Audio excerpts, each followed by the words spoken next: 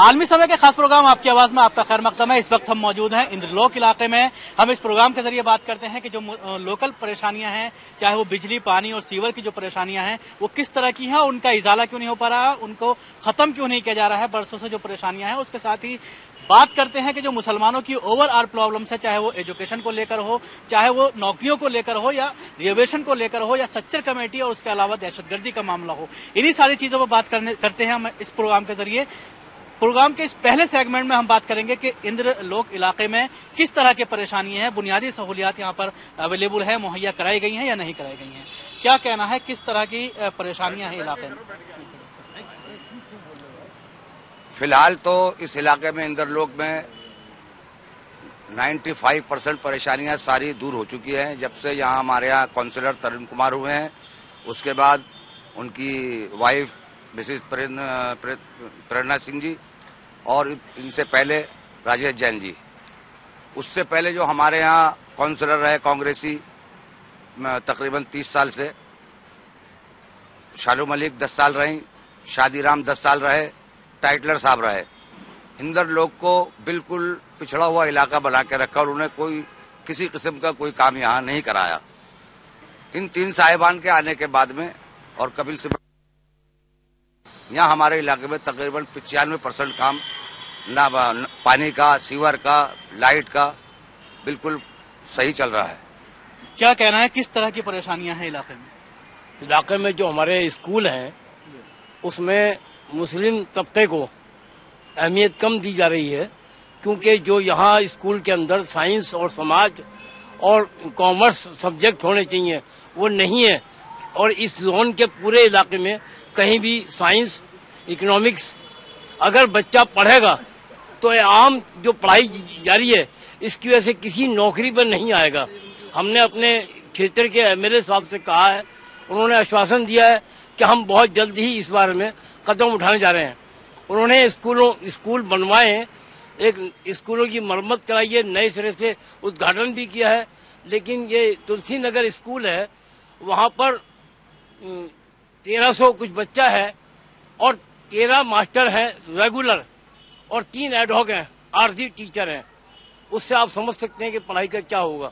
हमारे मुस्लिम बच्चों के लिए सबसे बड़ी जरूरत है कि कॉमर्स होनी चाहिए, साइंस होनी चाहिए, वो इस पूरे जोन में कहीं भी नहीं है। इन्होंने एक बहुत बड़ी बात उठाई है कि मुस्लिम बच्चों के लिए स्कूलों में कॉमर्स और साइंस के सब्जेक्ट अवेलेबल नहीं है और जिसकी वजह से वो उसको पढ़ना चाहते हैं और नौकरियों में जाना चाहते हैं, तो उससे वो पिछड़ रहे हैं। और किस तरह की दिक्कत है हमारे स्कूल को लेकर? कोई दिक्कत नहीं है यहाँ पे। अभी बहुत 2.25 करोड़ रुपए लगाए अभी कांग्रेस पार्टी ने भी। यहाँ कोई दिक्कत नहीं किसी चीज की भी। यहाँ खूब तरक्की। उर्दू मीडियम स्कूल है, अगर बच्चे उर्दू पढ़ना चाहते हैं तो उसके लिए टीचर है। यहाँ पे कोई किसी मीडियम नहीं है, टीचर भी कम है यहाँ पे उर्दू मीडियम के। यहाँ पे कोई परेशानी, वैसे यहाँ बहुत तरक्की हुई है यहाँ पे। बिल्कुल इलाके में अगर बात की जाए, स्कूल की इन्होंने बात की, हमारे साथ साबिक काउंसलर हैं। अभी बात सामने आई कि पूरा इलाका तकरीबन मुस्लिम बहुल्य है, लेकिन उसके बावजूद इलाके में उर्दू मीडियम स्कूल नहीं है, उर्दू के टीचर नहीं है और उर्दू बच्चे पढ़ना चाहते हैं। जो कि हमारे हाजी जी ने और साथियों ने जो बात बोली है, पहले तो मैं आपको ये बताना चाहता हूँ कि हमने शिक्षा के क्षेत्र में पहले यहाँ पे भवन नहीं हुआ करते थे, टीन शेड में क्लासेस चला करती थी। बच्चों को बारिशों में बहुत दिक्कत होती थी और सर्दियों में बहुत दिक्कत होती थी और गर्मियों में भी तीन तपती थी। हम लोगों ने दोनों एमसीडी स्कूल नहीं बनवाए, तुलसी नगर की बिल्डिंग और इंद्रलोक बी ब्लॉक की एमसीडी स्कूल की बिल्डिंग नहीं बनवाई। और उसके बाद जो सर्वोदय कन्या विद्यालय है जो निरंकारी भवन के सामने है, उसकी नई बिल्डिंग हमने बनवाई। और साथ साथ में जो इन्होंने बताया है कि उर्दू मीडियम की जो समस्या हमारे सामने आई है, हम इसको पुरजोर कोशिश करके अपने विधायक जी से बात करके इस समस्या का भी निपटारा करेंगे। ये हम आपके चैनल से माध्यम से बताना चाहते हैं। जी बिल्कुल। इसके अलावा अगर हम बात करें तो जो बच्चों का एडमिशन है वो प्राइवेट स्कूलों में कितने प्रतिशत यहाँ पर हो पाता है, कितने %? यहाँ पे प्राइवेट बच्चों के अंदर जो एडमिशन है यहाँ पे मेरे हिसाब से 70 के करीब अभाव है और 30% सरकारी स्कूलों में एडमिशन है, क्योंकि यहाँ पे पढ़ाई के ऊपर जो है टीचर कम है, स्टूडेंट ज्यादा है और जो बच्चे पढ़ते भी चाहते हैं जो पढ़ाई सही नहीं है, तो इसलिए परेशानी। अब जरा स्कूल बने, टीचर पढ़ेंगे तो पढ़ाई भी बड़ी अच्छी होंगी, तो इसलिए लोग बाग जो इंग्लिश स्कूल में ज्यादा वो करते हैं कि पढ़ाई अच्छी हो, तो इसलिए बच्चे आप आजकल इंद्रलोक में जो है पढ़ाई पर ज्यादा अहमियत दे रहे हैं और बच्चे पढ़ भी रहे हैं। ये तो प्राइवेट स्कूलों में आसानी से हो जाता है एडमिशन या कुछ अप्रोच लगानी पड़ती है? जैसे कि यहाँ पे स्कूल है 4-5 मेरे हिसाब से आसानी से हो जाता है, क्योंकि हमारे एमएलए साहब इसके अंदर बहुत कोऑपरेट करते हैं। और क्या कहना है आपका, किस तरह की और दिक्कतें हैं, चाहे वो बिजली की बात करें, पानी की बात करें, सीवर की बात करें? सर मैं वैसे तो RWA से हूँ, ट्रेजर हूँ मैं इंद्रलोक RWA से। इसमें हमने जो अपने जैन साहब है उनको हमने काफी जो लिख के दिया था, हमने ये मेरे पास ये पर्चा भी है, लेटर भी है जो मैंने लिख कर दिए थे। इसमें जो 16 मैंने क्वेश्चन उन्होंने लिख कर दिए थे जो इंद्रलोक में समस्या थी, जैसे कि हमारे 32-34 साल हो गए इसको क्वार्टर को फ्लैट्स को DDA से स्लम से अलॉटमेंट कराए हुए। इस अलॉटमेंट जब से अभी तक कोई भी इसमें काम नहीं हुआ था। हमने जब जैन साहब को रिक्वेस्ट करी, लेटर दिया, जैन साहब ने कि ये तो बहुत शर्म की बात है कि 37-38 साल में 34 साल में अभी तक इसमें कोई काम नहीं हुआ। इसलिए जैन साहब ने उसको हमारा नजदीकी लेते हुए जैन साहब ने इसमें जो है फ्लैटों के जो आपके जीने हैं जिसमें पेडिस्ट्रियन जितने सारी उन्होंने लगवाई हैं और टाइल्स भी लग रहा है जो कि 1 करोड़ कुछ लाख रुपए की लागत से उन्होंने वो काम कराया है। और फिर इंद्रलोक की एक समस्या है कब्रिस्तान की, जैन साहब ने उसमें भी काफी मदद की है। यहाँ की सबसे पुरानी समस्या, डॉक्टर साहब एक मिनट, सबसे पुरानी समस्या और सबसे महत्वपूर्ण समस्या और जो हर चुनाव में मुद्दा बना करता था कब्रिस्तान का। लोगों को कब्रिस्तान अगर किसी का डेथ हो जाती थी तो लोगों को दूर जाना पड़ता था बॉडी को लेकर के, और उसके लिए किराया लगता था। टेम्पो में लोग जाते थे और लोगों को बहुत ज्यादा असुविधा का सामना करना पड़ता था। हमने राजेश जैन जी, कपिल सिब्बल जी से दोनों से बात करके कब्रिस्तान को लगभग हमने यहाँ पे यहाँ के लोगों को हमने बता दिया और पास भी करवा दिया है, और सारे के सारे प्रूफ हमारे पास हैं। ये पब्लिक DDA की टेक्निकल कमेटी से पास करा दिया। दिल्ली के मुख्यमंत्री ने दिल्ली वक्फ बोर्ड को फ्री ऑफ कॉस्ट लैंड दे दी है, और सारे के सारे सबूत हमारे पास हैं। और ये सबसे बड़ा सबसे महत्वपूर्ण काम यहाँ का था कब्रिस्तान का, वो हमने करा के दिया है। बिल्कुल, कब्रिस्तान की जो परेशानी थी वो हल हो गई है। उसके अलावा और किस तरह की परेशानियों से आप लोग जूझ रहे हैं? भाई सबसे पहले हमारी तालीम यहाँ बिल्कुल कुछ नहीं है, जो तालीम भी गिरी पड़ी है, वहाँ टीचर बिल्कुल नहीं है। और यहाँ जो कमेटी का वो अध्यक्ष बनाया जाए जिसके बच्चे भी स्कूल में नहीं जाते और वो भी स्कूल में नहीं जाते हैं। सबसे बड़ी परेशानी हमारी इसकी है। पूरे 74 नंबर वार्ड में एक भी बच्चा जो है साइंस नहीं पढ़ सकता, दूसरे वार्ड में जब जाता है तो उसका नाम ही नहीं लिखा जाता। प्राइवेट स्कूलों में एडमिशन हो पाता है? प्राइवेट स्कूलों में गरीब बच्चे कहाँ जाएंगे? फिर जाकर के वही काम है, वो क्या नाम है, 8 साल लेकर के जिसको कोई वही नहीं होता है।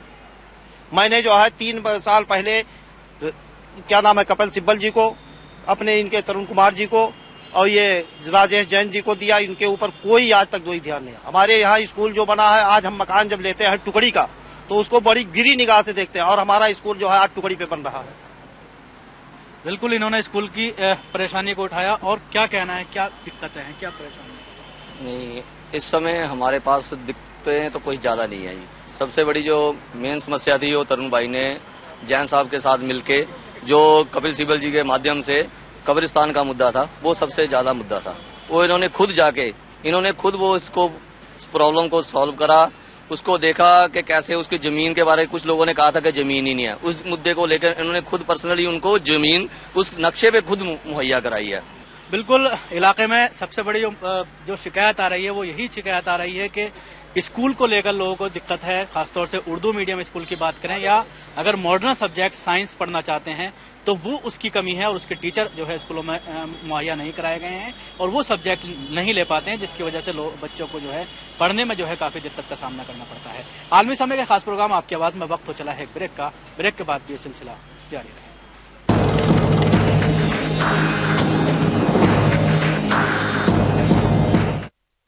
हिंदुस्तान की शान उर्दू का तर्ज बयान, समाज का आईना, हालात का तर्जुमान, आपके मसाइल आपकी जबान, खबरों की समझ, इंसाफ का कारवां।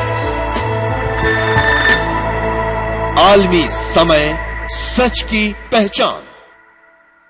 मुर्दा लहू मुंह से बोलेगा, हर मुजरिम राज खोलेगा, साए भी उगलेंगे सुराग, कातिल होगा बेनकाब जब होगी तफ्तीश। देखिए शनिचर की रात 9:30 और इतवार सुबह 11:30 बजे सिर्फ आलमी समय पर।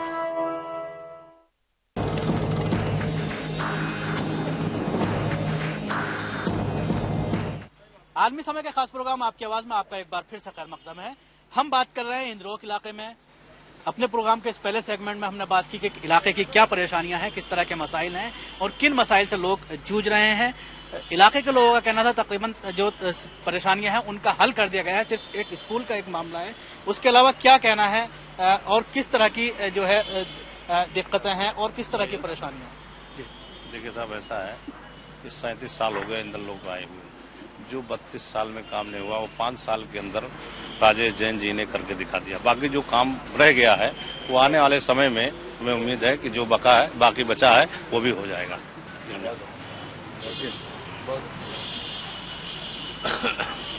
आनंद नगर में मैं रहता हूँ, वहाँ का सारा काम, विकास, नलियों का, सीवर का, लगभग पानी का सारा मामला हल हो चुका है। और ये हमारी जो कब्रिस्तान का मामला था लगभग वो भी हल हो चुका है। काम जो है तो तरफा हुआ है, काम की कोई कमी नहीं है, जैन साहब की कोई शिकायत नहीं है, लगभग काम का पूरा। सच्चर कमेटी की सिफारिशात इस इलाके में कितने % लागू होती हुई नजर आई है? सच्चर कमीशन की जो सिफारिशात हैं वो तो एक तरीके से 10% भी नहीं है, लेकिन इलाके के MLA ने यहाँ जो काम किए हैं वो काफी हद तक किए हैं, लेकिन सच्चर कमेटी की सिफारिशात कोई भी लागू नहीं है, क्योंकि ना तालीम के बारे में है, ना अकलियत की, और जो फैसिलिटीज है, सबसे बड़ी समस्या है OBC, जिसमें काफी 56 बिरादरी लगभग आती हैं। नाई है, तेली है, समाज है, अंसारी है, कसाई है, सारी बिरादरियों को OBC का सर्टिफिकेट नहीं बन पाता है, क्योंकि उसमें गजेटेड ऑफिसर के साइन मांगते हैं। हमारे मुस्लिम तबके में गजेटेड ऑफिसर बिल्कुल नहीं है, गजेटेड ऑफिसर नहीं है, इस वजह से नहीं हो पाता है। और जो हमारे इलाके के SDM DM है, वहाँ पर जब तक 10,000 रुपये नहीं दो, वो OBC का सर्टिफिकेट नहीं बनेगा। आज अगर आप पैसे दो, जाके तहसीलदार से बात करो, उसको पैसे दो, तो आपका एक घर बैठे सर्टिफिकेट आ जाएगा, वरना 1 साल तक जूते घिस दो तो सर्टिफिकेट नहीं आएगा OBC का। इन्होंने एक बहुत बड़ी बात उठाई है कि OBC का अगर सर्टिफिकेट बनवाना चाहते हैं तो एक गजेटेड ऑफिसर से उसको अटेस्ट कराना पड़ेगा, और मुस्लिम कम्युनिटी में कोई इस तरह के ऑफिसर्स नहीं है, जिसकी वजह से मुसलमानों का OBC का सर्टिफिकेट नहीं बन पाता, और जो उन्हें रियायतें मिलनी चाहिए रिजर्वेशन में वो नहीं हो पाता। जी बिल्कुल सही है ये। OBC का सर्टिफिकेट, मैं अंसारी बिरादरी दिल्ली का प्रेसिडेंट हूँ, और मैं एक तस्दीकनामा जो भी मेरे पास आता है अंसारी बिरादरी का, मैं उसको तस्दीकनामा बना कर देता हूँ कि ये अंसारी है। तो उसके बाद में फिर जो 2 गजेटेड अफसर का है वो बड़ी मुश्किल पड़ती है। अब गजेटेड अफसर क्यों रिस्क लेगा, वो क्यों जानता नहीं कि भाई ये कौन आदमी है कौन नहीं है, वहाँ दलाल होते हैं। ये बात सही है कि वहाँ बगैर पैसे के काम नहीं होता, और उसी वजह से सच्चर कमेटी की जो सिफारिशें आई हैं, उसी वजह से ये पूरी तरह से हम उसका बेनिफिट हमको नहीं मिल पा रहा है। ये बिल्कुल जैन साहब, सच्चर कमेटी की सिफारिशात की अगर हम बात करें, के रहमान का ये कहना है कि 72 सिफारिशों में से 69 को लागू कर दिया गया है, लेकिन जब हम इलाके में जाते हैं तो कहीं पर भी कोई भी काम होता हुआ सच्चर कमेटी की सिफारिशात पर कोई अमल दरामद होता हुआ नजर नहीं आता। देखिए, मैं अपने इलाके की बात करना चाहता हूँ, और खासतौर से इंदरलोक की बात करना चाहता हूँ, जहाँ पे मुस्लिम समुदाय के काफी संख्या में लोग रहते हैं। हमने यहाँ पे पूरी कोशिश की है कि मूलभूत सुविधाएं सभी लोगों को अच्छे तरीके से मिले, सफाई रहे, सीवर का काम रहे, गली खड़ंजा रहे, पार्क्स रहे, हमने पूरी कोशिश की है। और साथ साथ में मैं आपको बताना चाहता हूं कि जो एजुकेशन से जुड़ी हुई चीजें हैं, दिल्ली माइनॉरिटी स्टेट कमीशन की ये पॉलिसी है, स्कीम है कि जो इकोनॉमिकली वीकर जो लोग हैं वो अपना इनकम सर्टिफिकेट बनवा के और अपना प्राइवेट स्कूल में जो वो फीस देते हैं वो फीस माफ हो सकती है, कमीशन वो फीस देगा। और हमने स्टेट कमीशन पे जाकर फॉर्म लेकर के आए, और हम इंदरलोक में अपने कार्यालय में वो फॉर्म देते हैं सबको कि भाई अगर आपका बच्चा प्राइवेट स्कूल में पढ़ रहा है तो आपके बच्चे की फीस माफ हम कराएंगे, आप सिर्फ अपना इनकम सर्टिफिकेट बनवा लीजिए और सारे के सारे काम हम आपको करा के देंगे। और साथ साथ मैं बताना चाहता हूँ कि हेल्थ के विषय में भी हमने टाइम पर यहाँ पे हेल्थ कैंप्स लगवाए हैं, चाहे वो BP, शुगर, हेल्थ से जुड़े हुए जितने भी हेल्थ इश्यूज हो, सबके लिए हमने काम किया है। हमारी पूरी कोशिश है कि जो भी सुविधाएं यहाँ पर लोगों को मिलनी चाहिए, जो पूरी दिल्ली में मिल रही है, उससे भी बेहतर सुविधाएं इंदरलोक में मिले। जिस तरह से इन्होंने बात की कि माइनॉरिटी जो लोग हैं उनकी फीस की माफ करने का जो है वो सिलसिला इन लोगों ने शुरू किया है, तो कितना उस पर काम होता हुआ नजर आ रहा है, कितने बच्चों की फीस? हमारे देखने में तो अभी 1% भी नहीं हुआ है। अगर जो है शहजादाबाद के बच्चे यहाँ पे ना आए पढ़ने के लिए प्राइमरी स्कूल में, तो सारे स्कूल जो प्राइमरी में तुलसी नगर, शहजादाबाद, इंदरलोक, ये 4 बच्चे में ताले लग जाएंगे। इतना बड़ा इलाका शहजादाबाद का है, और ये क्या नाम है सराय रोहल्ला का एक भी प्राइमरी स्कूल नहीं है। आप ये सड़क को देख रहे हो कि कैसे उनके गार्जियन लेकर के आते हैं पढ़ाने के लिए। बिल्कुल इनका कहना है कि स्कूल की जो परेशानी है, दो प्राइमरी स्कूल है। जी, ऐसा सर कि स्कूल की परेशानी तो ऑलरेडी है, लेकिन हमारे स्कूल में आज इंदर लोग के स्कूल में हमारे राजेश जैन साहब हुए, हमारे तरुण भाई हुए, प्रेरणा सिंह जी मैम जो है, उनकी बदौलत ही हमारे स्कूल के जो इंदर लोग के जो बच्चे हैं वार्ड के, वो जेटी टाइटलर स्कूल में पढ़ना है, वो सिर्फ इनकम सर्टिफिकेट के बिहाफ पे, और जो लीलावती स्कूल में पढ़ना है इनकम सर्टिफिकेट के बिहाफ पे, क्वीन मैरी स्कूल में पढ़ना है इस इनकम सर्टिफिकेट के हिसाब से, त्यागी पब्लिक स्कूल में पढ़ना है इनकम सर्टिफिकेट के हिसाब से, रामचंद्र स्कूल में पढ़ना है इनकम सर्टिफिकेट के हिसाब से, EWS में सारे के सारे पढ़ रहे हैं। जिनको जैसे मालूम है वो सारी चीजें हैं। अभी जैसे OBC का भी वो आया था, एक परफॉर्म आया था फीस माफ करने का, तो हमने इंदर लोग में मस्जिद में ऐलान लगाया था जो भी जिसकी फीस भरनी हो वो फीस माफ करने के लिए हमारे से फॉर्म ले जाए। हमने उसके फॉर्म लिए, फॉर्म भरे भी हैं, और कई लोगों के पैसे वापसी भी आए हैं बैंक में, वो उसके प्रूफ है मेरे पास सब कुछ है, कई लोगों के पैसे भी आए। सारी दिल्ली हुकूमत का एक शोबा है माइनॉरिटी फाइनेंस कारपोरेशन, तो उससे कितना लोग फायदा उठा पा रहे हैं? मेरे हिसाब से 25% अभाव, इससे ज्यादा नहीं, क्योंकि इनकी फॉर्मेलिटी पूरी करना, लोग पढ़े लिखे कम होते हैं हम लोगों में, तो आदमी ना फॉर्म भरते हैं, कोई हेल्प करते, कोई नहीं कर पाता। जितना जिसका काम हो जाता है कोई मदद कर देता है, फॉर्म भर के जमा कर जाता है, और जितने भी हो सकती है कोशिश आजकल तो लोग मदद कर रहे हैं, इसलिए भाई पढ़ाई के आगे ज्यादा मेहनत हो रही है अंदर लोगों में। लेकिन उसमें जो क्लोज हैं वो कुछ ऐसे हैं कि गजेटेड ऑफिसर्स है, उसको वो कराना पड़ेगा, तस्दीक करानी पड़ेगी, उसके बाद ही लोन मिल पाएगा, तो उसको लेकर के कई बार बात हुई है कि उसको खत्म किया जाना चाहिए। इसके बारे में बात हुई थी जैन साहब से, जैन साहब ने यूँ कहा था कि इसके लिए जो है मैंने लिख के दे दिया शीला जी को इस बारे के अंदर कि भाई इसके अंदर ग्रेटर ऑफिसर जो है नहीं होते, एक दो करते हैं, बातें करते नहीं, तो फिर भी ये उन्होंने लिख के दिया, इसके लिए मेहनत चल रही है। बेशक जो भी अगर कोई प्रॉब्लम आती है इस चीज की तो मैं ज्यादा करा के देता हूँ यहाँ पे। बिल्कुल कहा जा सकता है कि जो 2-3 मामले जो सामने आए हैं वो यही कि एक तो माइनॉरिटी फाइनेंस कारपोरेशन में जिस तरह के जवाबित बनाए गए हैं, जिस तरह से कानून बनाए गए हैं, तो उनसे लोग जो है पूरी तरह से फायदा नहीं उठा पा रहे हैं। आलमी समय का खास प्रोग्राम आपकी आवाज में वक्त तो चला है एक ब्रेक का, ब्रेक के बाद भी ये सिलसिला जारी है।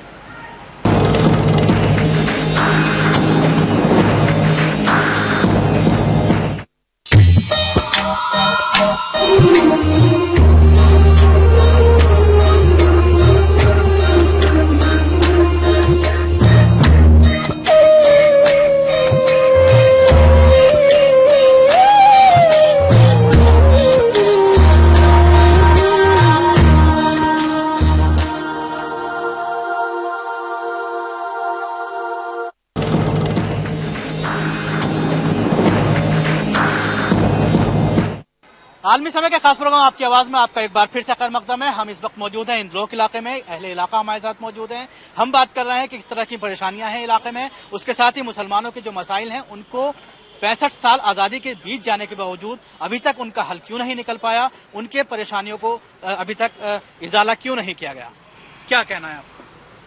सर सबसे पहले तो मैं ये कहना चाहता हूँ, जैसे अभी हाल ही में मुजफ्फरनगर दंगे हुए, बिहार में बॉम्ब ब्लास्ट हुए, ये सिर्फ हमारी कौम को बदनाम करने के लिए हुए। नरेंद्र मोदी जी आए दिन उनकी स्टेटमेंट आती रहती है, और जब बिहार में वो बॉम्ब ब्लास्ट हुए तो वो देखिए कि उसमें भी हमारे लोगों को, उसमें मुसलमान को बिल्कुल बदनाम किया गया। और मोदी जी के बारे में भी अभी काफी दिन पहले एक हेडलाइन आई थी कि मोदी जी के वो जो बंजारा IPS ऑफिसर थे, उन्होंने कहा कि जी गुजरात में जो दंगे हुए क्लियर पुख्ता, उन्होंने कहा कि भाई मैं मोदी जी की वजह से कोई कार्रवाई नहीं कर पाया। तो अब मेरा तो यही कहना है हिंदुस्तान की आवाम से कि एक ऐसे आदमी को जो हिंदुस्तान के टुकड़े करना चाहते हैं, मुसलमान को हिंदू से, हिंदू को सिख से, ईसाई से, इनसे आपस में लड़वाना चाहते हैं, जो हमारे देश को सोने की चिड़िया कहा जाता था, आज हमारे देश को सिर्फ कौम, बिरादरी और जात पात के नाम पर लड़वा कर हिंदुस्तान के टुकड़े करना चाहते हैं। बिल्कुल इन्होंने मामला उठाया जिस तरह से फसादात का, और उसके अलावा ब्लास्ट का मामला उठाया, नौजवान लड़कों का मामला उठाया, किस तरह से उनको गिरफ्तार किया जा रहा है। बिल्कुल सही है, ये दहशतगर्दी, ये फिरका परस्त पार्टियां जो है BJP, शिवसेना वगैरह, ये इनकी कारस्तानियां हैं। अभी देखिए आज के अखबार में मैं दिखा रहा हूँ, ये मोदी के टाइम के अंदर गुजरात में जो 2002 में फसाद हुआ, उस वक्त ये वहाँ के वजीर दाखिला थे। अब मोदी अगर प्राइम मिनिस्टर बनते हैं और वो जो एक स्टेट को नहीं संभाल सके, वो पूरे हिंदुस्तान को क्या संभालेंगे? और उनका प्राइम मिनिस्टर बनते ही ये वजीर दाखिला बनेगा हिंदुस्तान का अमित शाह, जिसने यूपी में आते ही ये फसाद मुजफ्फरनगर वगैरह का कराया। अब ये हिंदुस्तान की जनता को सोचना है। क्या कहना है जिस तरह से मुस्लिम नौजवानों को दहशतगर्दी के मामले में पिछले दिनों में पकड़ा गया? ये कहना है हमारा कि मोदी जो है हिंदुस्तान का सबसे बड़ा दहशतगर्द है। हम ये मानते हैं मुसलमानों के लिए ये सबसे बड़ा मुखालिफ है। और हिंदुस्तान के अंदर अगर ये जैसे इसको पीएम के लिए भाजपा ने घोषित किया है, अगर ये आ गया तो म्यांमार और आसाम जैसे वारदात और जो मुजफ्फरनगर के वारदात हुए हैं वो आगे भी इस तरह होंगे और दिल्ली का खाना खराब हो जाएगा। दिल्ली जो एक बार कहा जाता है हिस्ट्री में कि 7 बार उजड़ेगी, तो शायद ये इसके पीएम आते ही उजाड़ दी जाएगी। जिस तरीके से आज मुस्लिम बच्चों को जैसे बटला हाउस का इनकाउंटर हुआ, जो एक झूठा इनकाउंटर है, जिस तरह से जितने मुस्लिम बच्चे इंजीनियर, डॉक्टर, वकील बनते हैं, उनको जब ये लिस्ट गवर्नमेंट के इन आईपीएस, आईएएस अफसर जो दहशतगर्द हैं, जो जिस तरीके से वो फिरका परस्त हैं, तासुब परस्त हैं, वो लोग इनकी लिस्ट देख करके और इनको ऐसा आंकड़ा बिठाते हैं कि इनको दहशतगर्दी में इनकाउंटर कर दो, मार दो, इनको पकड़ के जेल में डाल दो। और इनकी अभी एक रिहाई मंच दिल्ली में। लेकिन अगर आपने बटला हाउस इनकाउंटर का जिक्र किया तो ये तो कांग्रेस के टाइम में ही हुआ है, तो आप कैसे मोदी? नहीं, कांग्रेस के टाइम में हो या कुछ भी हो, ये भाजपा के टाइम में इतनी जबरदस्त हो रही है। आज मैं तो भाजपा के लिए कह रहा हूँ आपको कि अगर भाजपा बरसरे इख्तिदार आ गई तो इस देश का बिल्कुल आज मुसलमान ही नहीं, हिंदू भी इसे पसंद नहीं करता है। चंद जो कट्टर किस्म के तासुब परस्त हिंदू हैं वही इसको पसंद कर रहा है मोदी को, और कोई पसंद नहीं कर रहा। यहाँ पर जिस तरीके से आज गली गली में अब जो कोई भी आता है, कोई अगर कोई गोरा आपकी तरह शक्ल है गोरा तो उसको कश्मीरी कह दिया जाता है, और जो काला सांवला है उसको बांग्लादेशी बना दिया जाता है। मुसलमानों के साथ इतना बड़ा तासुब हो रहा है। बिल्कुल, इन्होंने एक बड़ा मामला उठाया कि किस तरह से तासुब का शिकार है पूरी मुस्लिम कौम, और एक जिस तरह से कार्रवाई की जाती है दहशतगर्दी के नाम पर। जी, हमारे यहाँ दहशतगर्दी का इतना बुरा माहौल है। ये नेता लोग जब से हुए हैं, मुसलमान हिंदू, हिंदू मुस्लिम, सिख ईसाई आपस में सिर्फ लड़ा रहे हैं। ये जो मोदी के बारे में आप बात कर रहे हैं, मोदी को तो मुसलमान कभी भूल ही नहीं सकता। जिस तरीके से मुसलमानों की बेइज्जती की है, जिस तरीके से हमारी बच्चियों के साथ जो कुछ भी हुआ है उसको जुबान से नहीं कहा जा सकता। लेकिन हमारे लिए हर इलाके में, चाहे मोदी हो, चाहे कांग्रेस हो, चाहे समाजवादी पार्टी हो, चाहे बहुजन समाज पार्टी, पूरे हिंदुस्तान में जहां मुसलमान का गढ़ है कहीं ना कहीं कुछ ना कुछ फसाद कराया जाता है। ये किसका हाथ है? ये जो सेंटर में बैठता है उसकी जरूरत है। उसके ऊपर इन्होंने जो है अभी मुजफ्फरनगर में हुआ, इसके लिए सेंटर ने क्यों नहीं प्रकाश किया उनको? बिल्कुल, एक बहुत बड़ा इन्होंने मामला उठाया कि किस तरह से मुजफ्फरनगर में हुआ तो सेंटर ने बर्खास्त क्यों नहीं किया। देखिए, मैं आपके चैनल के माध्यम से बताना चाहता हूं कि जब मुजफ्फरनगर में दंगे हुए तो केंद्र सरकार ने बड़ी संजीदगी के साथ कदम उठाए। राहुल गांधी जी, मनमोहन सिंह जी और खुद सोनिया गांधी जी वहां पर गए और सबका हालचाल जाना, दुख दर्द को सुना।